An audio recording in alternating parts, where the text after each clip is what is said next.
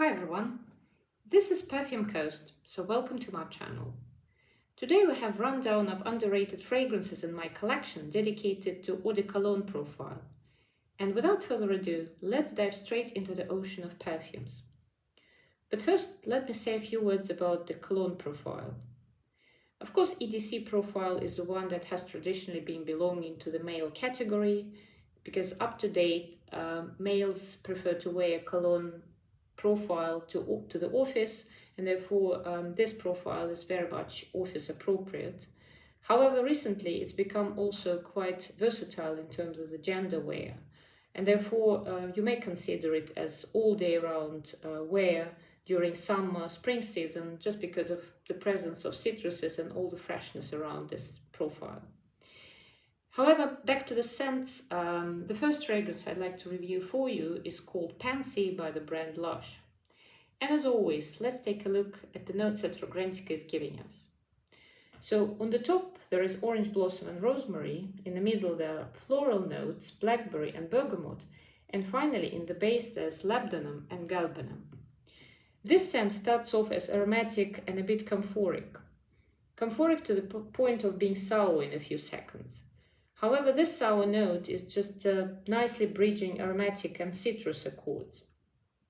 Then the scent is taking off in the fruity direction, and that's when you start to notice juicy berries accords. I do not necessarily smell blackberry alone, however, something also the likes of blackcurrant for sure. So the notes which are in the base, meaning galbanum and labdanum, ground this beautiful aromatic fruity combo quite nicely, adding up this slightly green and rounded complexity as well.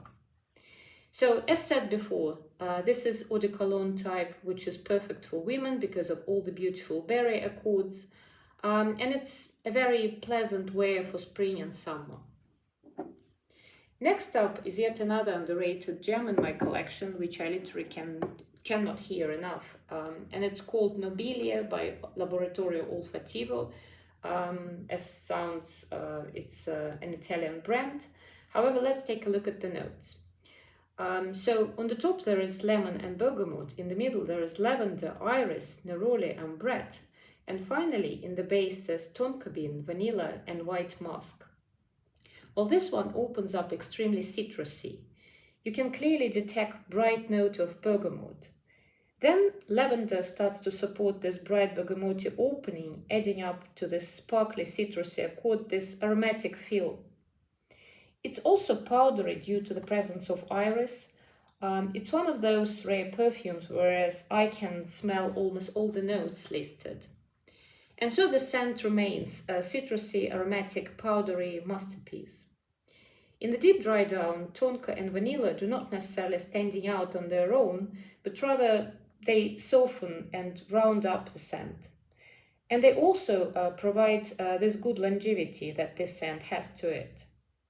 So if I compare this scent to the previous one, so if Pansy with similar opening travels in this fruity direction, this one very much remains quite aromatic, zesty and dry, which makes this scent lean slightly masculine, but it's still in perfect unisex category. Longevity is amazing, about 7 hours in my case, which is great for a citrus aromatic profile, I thought. Overall, if I'm looking at the notes list, I cannot help thinking that the same kind of composition may as well refer to the gourmand scent, but this is only on paper, and in fact it's quite something different, which is all the more reason to test fragrances before we buy them. And finally, the last and my favorite Eau de Cologne profile is by House Mizensir, and it's called Coeur de Cologne. So let's take a look at the notes that Fragrantica is listing here. So what we've got here is neroli, lemon and bergamot on the top.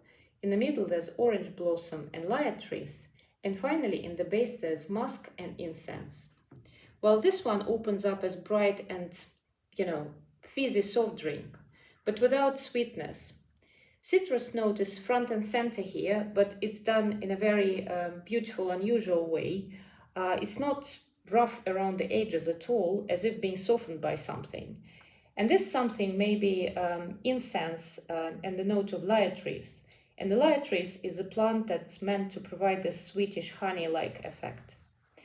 So again, these are notes that are not necessarily self-sufficient, but they're standing on the background, supporting the opening and the middle notes. But that's it, guys. This wraps up the video. If you've liked this video, please press the like button, subscribe to the channel, share your comments if any.